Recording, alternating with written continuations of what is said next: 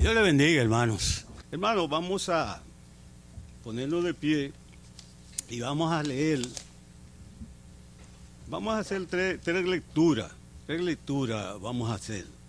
Vamos a leer primeramente en Marcos capítulo 4, del 35 al 41. Luego vamos a pasar a Mateo 8, del 23 al 27. Y luego vamos a leer Lucas del 8, 22 al 25. Marcos 4, 35 al 41, Mateo 8, 23 al 27 y Lucas 8, 22 al 25. Primero vamos a leer en Marcos 4, del 35 al 41. Entonces leemos en Marcos 4, del 35 al 41. La palabra de Dios dice: aquel día, cuando llegó la noche, le dijo: pasemos al otro lado. Y despidiendo a la multitud, le tomaron como estaba en la barca. Y había también con él otras barcas. Pero se levantó una gran tempestad de viento y echaba las olas en la barca, de tal manera que ya se anegaba. Y él estaba en la popa durmiendo sobre un cabezal. Y le despertaron y le dijeron: Maestro, ¿no tiene cuidado que perecemos? Y levantándose reprendió al viento y dijo al mar: calla, enmudece. Y cesó el viento y se hizo grande bonanza. Vamos a leer ahora en Mateo 8, del 23 al 27. Mateo 8, del 23 al 27. Leemos la palabra. Y entrando él en la barca, sus discípulos le siguieron. Y aquí que se levantó en el mar una gran tempestad, tan grande que las olas cubrían la barca, pero él dormía. Y vinieron los discípulos y le despertaron diciendo: Señor, sálvanos, que perecemos. Entonces le dijo: ¿por qué teméis, hombre de poca fe? Entonces levantándose, reprendió a los vientos y al mar, y se hizo gran bonanza. Y los hombres se maravillaron diciendo: ¿qué hombre es este que aún los vientos y el mar le obedecen? Y vamos a leer finalmente a Lucas del 8, del 22 al 25. Lucas 8, del 22 al 25. Leemos la palabra. Aconteció un día que entró en una barca con sus discípulos y les dijo: pasemos al otro lado del lago. Y partieron. Pero mientras navegaban, él se durmió y se desencadenó una tempestad de viento en el lago y se anegaban y peligraban. Y vinieron a él y le despertaron diciendo: Maestro, Maestro, que perecemos. Despertando, él reprendió al viento y a las olas, y cesaron y se hizo bonanza. Y les dijo: ¿dónde está vuestra fe? Y atemorizados se maravillaban y decían unos a otros: ¿quién es este que aún los vientos y las aguas manda y le obedecen? Hemos leído esas tres partes, ¿verdad? De lo mismo, ¿verdad? Cuando Jesús entró en la barca, pueden sentarse. Cuando Jesús entró en la barca, porque la Biblia tiene una particularidad que no deja confusión.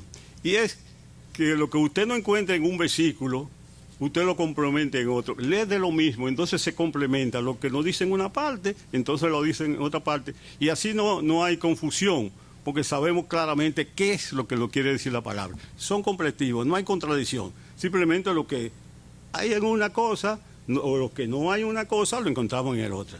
Y eso es muy bueno. Y eso es bueno para uno no llegar a falsas conclusiones, ¿verdad? Falsas conclusiones, porque si leemos solamente una parte, no leemos el completivo, uno dice: pero aquí dice esto, aquí dice eso, pero hay una contradicción. No hay contradicción.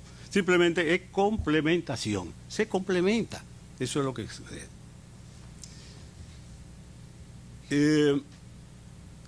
Cuando el Señor inició su ministerio, ¿verdad?, de la prédica del Evangelio del reino de los cielos, siempre él se cría una gran multitud. Mucha gente se agrupaban al lado de él, siempre tuvo mucha gente.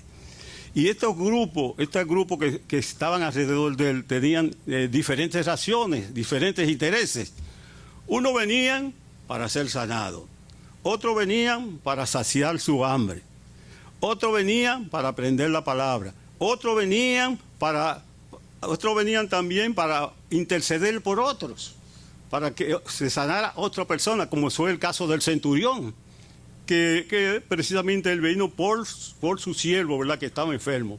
Y ustedes saben el gran milagro que hizo el Señor ahí a distancia, completamente a distancia. Simplemente dijo a distancia, y cuando llegó el centurión ya estaba ella la sanidad. Pero otros también venían a aprender de sus enseñanzas, ¿verdad?, a nutrirse de sus enseñanzas. Y a un escriba y a un seguidor que le dijeron, Señor, queremos seguirte. Y entonces le dijo, bueno, le hizo ver el sacrificio precisamente que era seguirle. Cuando le dijo, el Hijo del Hombre no tiene dónde recostar su cabeza. O sea, le quiso decir, bueno, de aquí en adelante, si ustedes quieren seguirme, es sacrificio. Va a haber sacrificio, tenga eso en cuenta.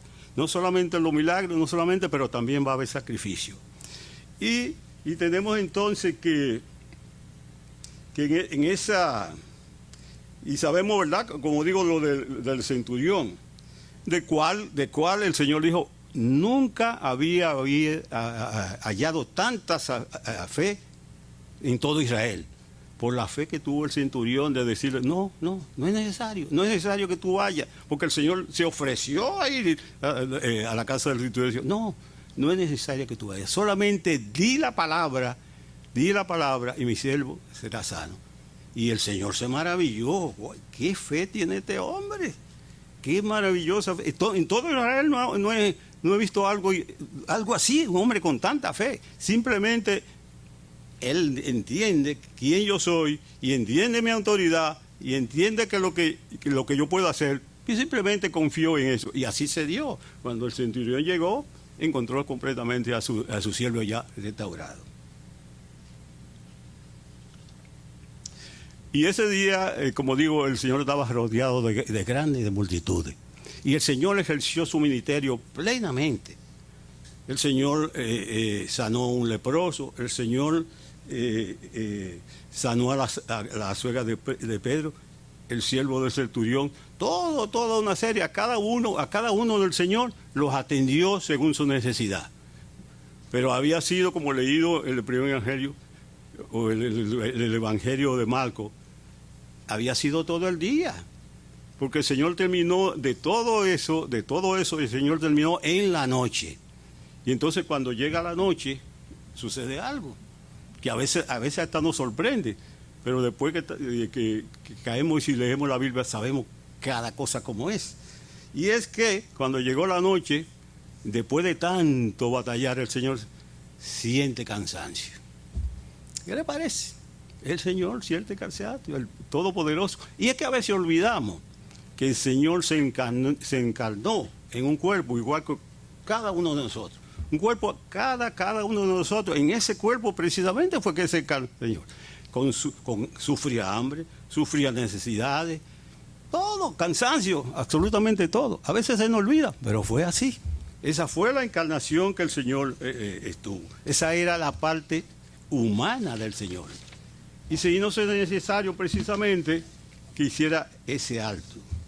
Y ahí yo diría que tenemos como que cerrar los ojos para concentrarnos en imaginación y decir, wow, pero qué grande amor era el del Señor Jesucristo, que era todo poder, sublime, tenía todo, absolutamente todo. Y al llamado del Padre, que le urgió para rescate de todos nosotros, él dijo, yo voy, yo me sacrifico. Y se encarnó en un cuerpo igual que nosotros, que sabemos, según va pasando la edad, y se van, se van sintiendo los problemas, sabemos por la lucha que nos da, ¿verdad? Sabemos la lucha que nos da cuando viene esto, que una enfermedad por aquí, que me duele por aquí. Oiga, y todo eso lo pasó al Señor. Todo eso lo pasó el Señor en el cuerpo de nosotros. Imaginemos nada más qué grande amor es ese. Estamos hablando del Señor, que lo tiene todo, que lo hizo todo. Y dijo, no, por amor a esa humanidad, a eso que tengo que rescatar, voy a pasar por todo eso y voy a pasar por el martirio de la cruz. Ya el pastor nos ha predicado, ¿verdad? ¿Qué se sufría en esa cruz? Eso no era cualquier cosa. El sufrimiento de la cruz era una crueldad increíble. Los romanos tenían una crueldad grande en la crucifixión. Lo que han visto la película de, ¿cómo se llama este autor famoso? Gleason. Mira, ahí dicen a veces que se exagera, que la película exagera, pero hay mucho de eso. Hay mucho de eso en cada crucificarlo. Y entonces, no crucificarlo en el sentido de que se crucificó y a los 2 minutos, 3 minutos, no. Lo crucificaban de manera que tuviera tiempo, que no muriera, simplemente no le traspasaban los sitios no vitales, por aquí por la muñeca, sitios, no dañar nervios, que fueran vitales. Y ahí estaba crucificado completamente, aparte, desnudo completamente, le quitaban toda la ropa. Y el martirio del Calvario, de ir con una cruz, eso es terrible. Eso, y vuelvo y repito, estaba en el cuerpo igual que nosotros, todo eso lo sufría, todo eso absolutamente lo sufría. Y el Señor lo hizo, porque había que rescatar lo que se había perdido. Bueno, y sucede que, como dijimos anterior, el Señor siente cansancio, y dice, montémonos en la barca y vayamos al otro lado. Estaba cansado y se sienta ahí. Y el Señor entra en la barca, se va a la popa de la barca, que sería la parte de atrás de las embarcaciones, la popa. Y ahí busca un sitio, busca un cabezal, que sería lo mismo que una almohada, y se recuesta ahí y comienza a dormir. Ahí está el Señor durmiendo y la barca comienza a navegar.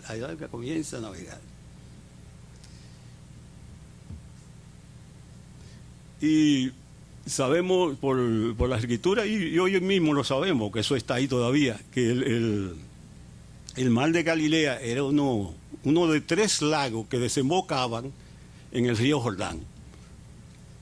El mar de Galilea. Y se formaban ahí una grande tempestad, una fuerte tempestad en el mar. A cada momento, inesperadamente, venían de repente, una tempestad grande. Y eso fue lo que pasó precisamente, ¿verdad? Cuando el Señor y sus discípulos estaban navegando. Y déjeme decirle que los hombres que navegaban con el Señor eran hombres que estaban acostumbrados a bregar con el mar. Muchos de ellos eran pescadores, eso era lo que hacían grandemente, pescar, estaban acostumbrados y seguramente habían resuelto muchas veces ese tipo de problemas. Se les presentaba una tormenta y con sus habilidades ellos podían resolver. Pero resulta que esta tempestad no era cualquier tempestad, era una gran tempestad. Y es probable que ellos primeramente hicieran de sus habilidades y quizás comenzaron a sacar agua de la barca, quizás tiraron algunas cosas, ¿verdad?, que estaban en la barca para aligerar, ¿verdad?, para tratar de salvar la nave. Pero llegó un momento que ellos pensaron y dijeron, no podemos, simplemente no podemos, ya, no podemos hacer nada, esto se hunde. Y ahí fue que fueron entonces del Señor, donde tenían que ir. Fueron del Señor y recurrieron al Señor. Y yo me imagino en esa situación, todos estos hombres alrededor del Señor estaban cundiéndose, desesperados. Ellos fueron en coro, Señor, Señor, sano. Y hubo una de la Escritura que nos dicen que por lo menos 2 veces dijeron, Maestro, Señor, ¿saben? Estaban completamente desesperados. Quiero imaginarme también cómo se levantó el Señor. Se levantaría el Señor sobresaltado, huyendo. ¿Y qué pasa? No. Estoy seguro en mi imaginación que el Señor lentamente se para y los mira. Al principio quizás no le dice nada. sino que comienza a dar órdenes. ¿Y a quién? Al viento y al agua. Comienza a darles orden. Y le dice, enmudece, aquíétate, tranquilidad. Inmediatamente el viento, las aguas obedecen y todo comienza en una calma. Ahí diría yo que esa fue la gran lección del día que tenían que aprender los discípulos. Porque estos discípulos habían visto al Señor darle vista a los ciegos, sanar leprosos, resucitar muertos, hacer muchísimas cosas durante eso. Mateo no lo dice, pero darle órdenes a algo que se supone que no tiene raciocinio, según como nosotros lo vemos. ¿Qué raciocinio para nosotros puede tener el agua? ¿Qué raciocinio puede tener el viento? ¿Qué raciocinio? Está mandando a alguien que no tiene raciocinio, alguien que... Porque, es maravilloso cuando el Señor le decía a un leproso, sánate, y es sanado, a un ciego, ¿verdad? Pero lo tenía de frente ahí. Tenía gente con raciocinio, pero aquí estamos hablando de la tormenta y estamos dando el viento. Algo que se supone que no tiene raciocinio. Y el Señor le está dando órdenes.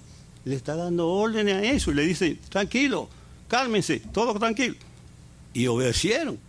¡Wow! Y esos discípulos se pusieron que no sabían ni qué iban a hacer.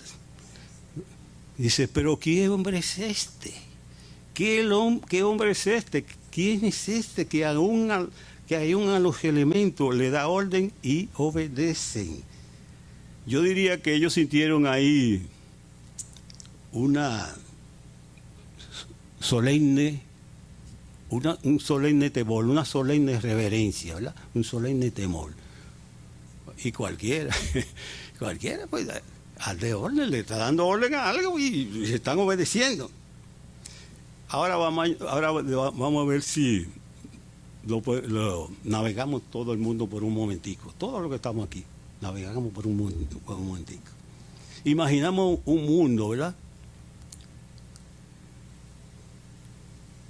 Que sea todo mal. Todo mal. Y cada uno de nosotros esté navegando en ese mar.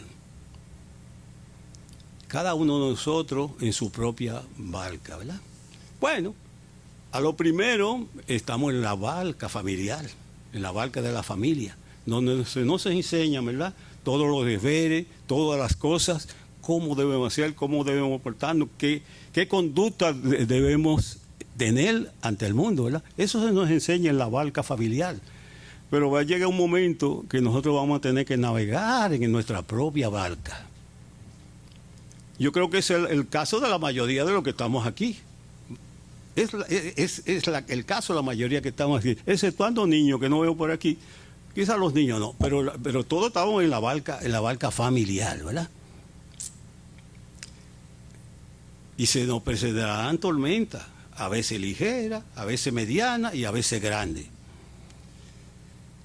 Y muchas de esas cosas las vamos a poder resolver por nosotros mismos, por nuestras habilidades que traemos, ¿verdad? Las vamos a poder resolver. Pero va a llegar una que probablemente que no vamos a poder resolver o no va a dar nuestras habilidades para resolverla. Y entonces, ¿a quién debemos acudir? Los apóstoles tenían a Jesucristo en la barca y acudieron a Jesucristo. Ahí estaba Él, Jesucristo en la barca, y a Él acudieron y Él los salvó. Y Él le salvó su vida a los apóstoles, al reclamo de ellos, ¿verdad? Y nosotros, en el tiempo de hoy, ¿a quién podemos acudir? La respuesta está en Hebreos 13, del Hebreo 13, del 8 al 9, donde nos dice... Jesucristo es el mismo, ayer, hoy y por los siglos. Entonces, los apóstoles tenían al maestro presente ahí y le pidieron, Pero según nos dice la Biblia, es lo mismo. Ellos lo tenían allí, a nosotros lo tenemos aquí, porque Él siempre, por ahora y por los siglos, ahí está, ahí está. Solo se necesita de algo, pedir con fe. Y mira, a veces ni siquiera con fe completa, sino por un poco de fe, con un poco de fe. Si pedimos por un poco de fe, Dios nos irá. Seguramente oyó a los apóstoles y a nosotros nos irá también. Y ahora, hermano, ¿por cuánto tiempo quizás estaremos navegando en este mar? 30 años, 40 años, 50 años, 100 años, ¿quién lo sabe? Solamente Dios sabe el tiempo que vamos a estar. Pero puede llegar el momento, y lo importante, sobre todo lo importante en esto, ¿quién nos acompañará en este navegar? Eso es lo verdaderamente importante. ¿Quién nos acompañará en este tiempo que navegamos en este mundo? ¿Quién? Eso es lo que tenemos que elegir, ¿verdad? Nosotros sabemos por la palabra quién nos debe acompañar. Porque habrá tormenta, que hay muchas cosas que lo podemos resolver por nosotros mismos. Diariamente resolvemos muchísimas cosas por nosotros mismos, pero llegará un momento en que se presenta una tormenta que quizás no demos. Y entonces, en ese tiempo, cuando se presente eso, es el momento de decirle al Señor: capitán, hazte a cargo de esta nave porque yo no puedo. Y el Señor lo hará, el Señor lo hará, el Señor lo hará. Siempre lo ha hecho. En el año de 1916, en Santo Domingo, cuando en la primera invasión americana a Santo Domingo, en el 1916, el acorazado Memphis, un barco militar americano, le cogió una tormenta entrando al puerto de Santo Domingo. Pero una tormenta, una señora tormenta. Y tanto el capitán como los militares hicieron de todo y querían hacer de todo para salvar la nave y salvarse ellos, pero no pudieron. Y el barco se hundía. Y comenzó a reunirse gente en el malecón de Santo Domingo viendo el barco hundirse. Ahí estaba una muchedumbre viendo y la tempestad dando y el barco hundiéndose. Y nada podían hacer. Pero hubo un grupo de hombres, reconocidos nadadores, que tomó acción. Se amarraron una soga aquí a la cintura y se tiraron al mar a salvar personas. Y lograron salvar a algunos. Pero ya en el ir, venir, sacar llevar y tirarme y sacar al otro, ellos se agotaron, muchos de ellos, y ellos murieron junto con el grupo que estaba ahí. En el muelle de Santo Domingo, en el lado oeste del malecón, hay una tarja conmemorativa de eso. Y un poeta muy conocido de esa época escribió estos sencillos versos, apenas dos estrofas hay escrito en esa tarja. Al ver la nave zozobrar perdida, un gesto noble le quitó la vida. Y estaba bien que se conmemoraba ese acto de valor, ¿verdad?, de estos hombres que salvaron esas vidas y le dieron un tiempo más para que esas personas pudieran estar en esta tierra. Pero ¿y qué es lo del Señor Jesucristo? Lo del Señor Jesucristo es más sublime, es completamente más grande, porque el sacrificio de nuestro Señor Jesucristo no es solamente para esta tierra, sino que Él se sacrificó, sí, para atendernos en esta tierra, pero entonces hay una promesa todavía más grande. Y es que no promete un lugar junto a Él para cuando dejemos esta tierra. ¿Podrá haber un regalo mayor? Dios le bendiga.